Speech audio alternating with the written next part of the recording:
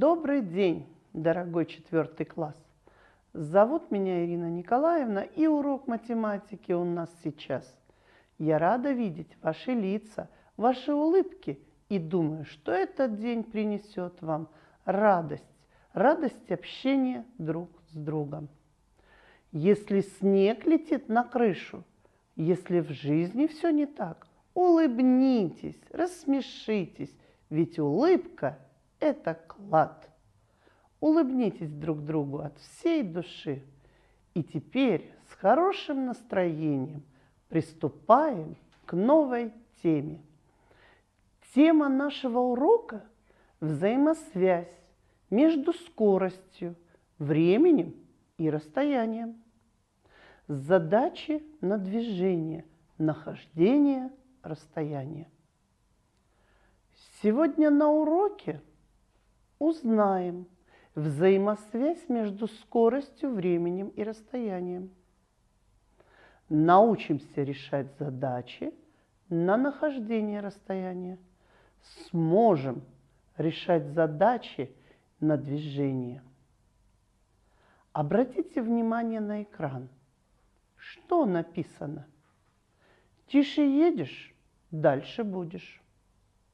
Эта пословица связана с темой нашего урока математики. В этой пословице говорится о скорости движения.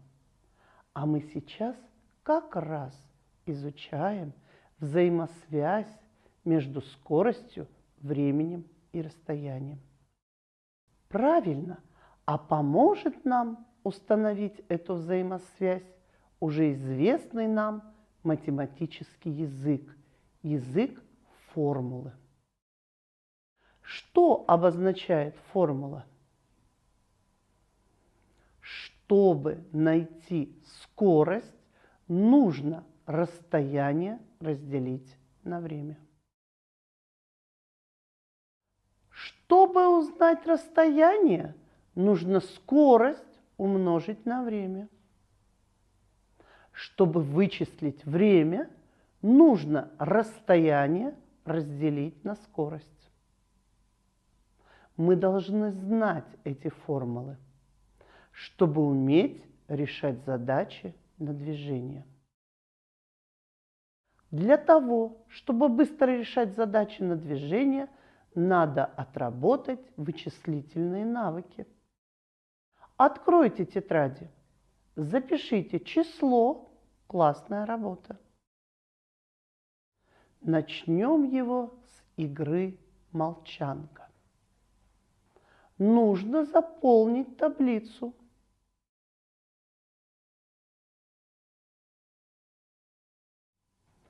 Проверяем. 14, 6, 51, 72, 5. Как находили неизвестный множитель? Какова связь между нахождением множителя и скоростью движения? Чтобы найти множитель, надо произведение разделить на известный множитель. А чтобы найти скорость, надо расстояние разделить на время. Ребята, сегодня мы продолжаем учиться решать задачи с величинами. Скорость, время, расстояние. Какое расстояние проползет черепаха за 3 минуты, если ее скорость 5 метров в минуту? Что нам известно?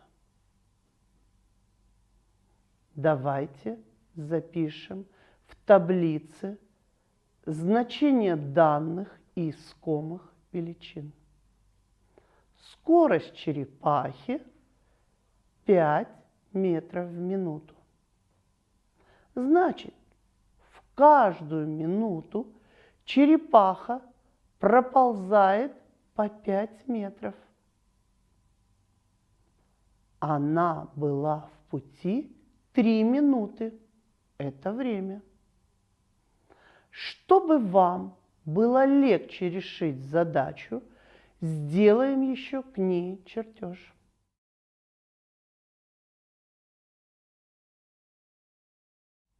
Нам надо узнать, какое расстояние черепаха прошла. Мы знаем, чтобы найти расстояние, надо скорость умножить на время. Запишем решение и ответ. 5 умножить на 3 равно 15 метров. Ответ. 15 метров прошла черепаха. Физкульт, минутка. Теперь пора и отдохнуть. Я называю величину скоростей, а вы показываете, что можно делать с такой скоростью. 5 километров в час. Идти. 12 километров в час. Бежать. 60 километров в час. Ехать. 280 километров в час. Лететь. 0 километров в час. Стоять или сидеть. А теперь мы с тобой крутим только головой. Корпусом вращаем тоже. Это мы, конечно, сможем. Напоследок потянулись вверх и в стороны прогнулись. От разминки раскраснелись и учиться снова сели. Отдохнули, и вновь задачи мы с вами решаем. Автомобиль двигается со скоростью 80 километров в час. Сколько километров он проедет за 3 часа? Если за 1 час автомобиль проезжает 80 километров, то за 3 часа он проедет в 3 раза больше.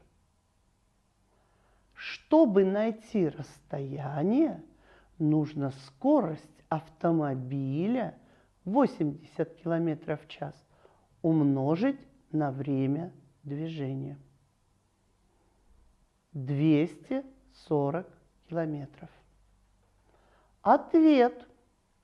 За 3 часа автомобиль проедет 240 километров. Следующая задача. Вертолет летел 6 часов со скоростью 160 километров в час. Какое расстояние он преодолел за это время? Если за 1 час вертолет преодолевает 160 километров, то за 6 часов он преодолел в 6 раз больше. Чтобы определить расстояние, нужно скорость движения умножить на время. 160 умножаем на 6. Ответ. За 6 часов вертолет преодолевает 960 километров. Мотоциклист едет со скоростью 41 километр в час. Какое расстояние он преодолеет за 5 часов, если будет двигаться с той же скоростью? Для того, чтобы узнать расстояние, необходимо скорость умножить на время. Ответ – 205 километров. Давайте с вами повторим правило. Чтобы узнать расстояние, необходимо скорость умножить на время. Поезд шел 4 часа со скоростью 60 километров в час. 2 часа со скоростью 70 километров в час. И 3 часа со скоростью 65 километров в час. Какое расстояние прошел поезд? Сможет ли пройти поезд это расстояние за 7 часов, если будет двигаться со скоростью 81 километр в час? Для удобства запишем данные из условия в виде таблицы. Определим расстояние, которое прошел поезд в разные промежутки времени. Для этого скорость умножим на время. 60 умножим на 4. 70 умножим на 2. 65 умножим на 3. А теперь определим общее расстояние, которое прошел поезд. 240 плюс 140 прибавить 195. 575 километров. Мы нашли расстояние, которое может пройти поезд за 7 часов со скоростью 81 километр в час. 81 умножаем на 7, 567 километров. Сравним между собой расстояние, которое поезд прошел, и то, которое он может пройти с новой скоростью за 7 часов.